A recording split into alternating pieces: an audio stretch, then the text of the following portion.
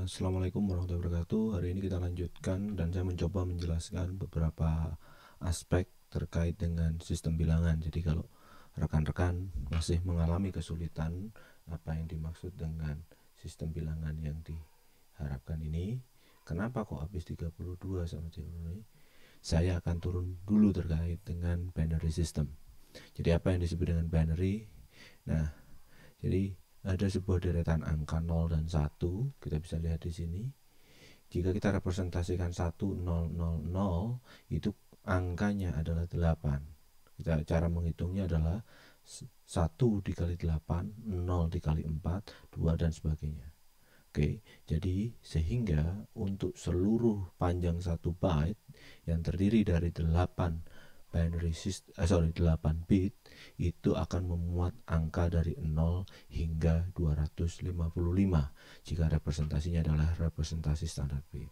Sehingga pada beberapa representasi akan sering sekali menggunakan representasi 2 tuple, yaitu kita bagi jadi 1 tuple terdiri dari 4 bits, lalu tuple berikutnya. Dan ini akan direpresentasikan dengan cara 0 hingga F. Karena jika kita lihat ada 4 bit, itu akan merepresentasikan dari 0 sampai angka 16 atau F ya.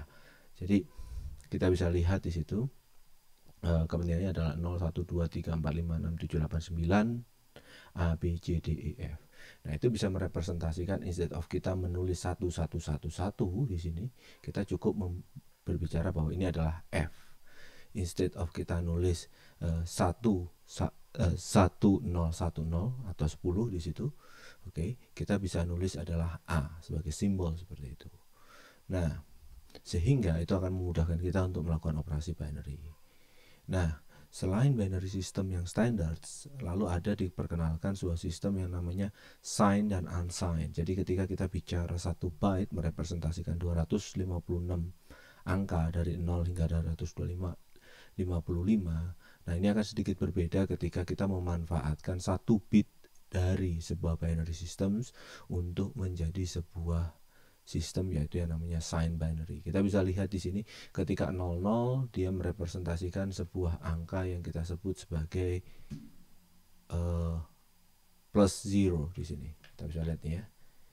Nah, ini akan jadi sangat berbeda kasusnya, terus naik dia sampai mencapai pada angka 01111.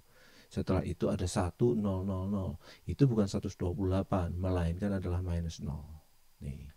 Sehingga tadi ya, kita bisa langsung lihat ada lompatan di situ ketika 1 bit bergeser, karena adalah di MSB-nya. Jadi bit paling kanan itu sekarang tidak lagi merepresentasikan angka, tapi dia merepresentasikan apakah sebuah bilangan itu positif atau bilangan itu negatif.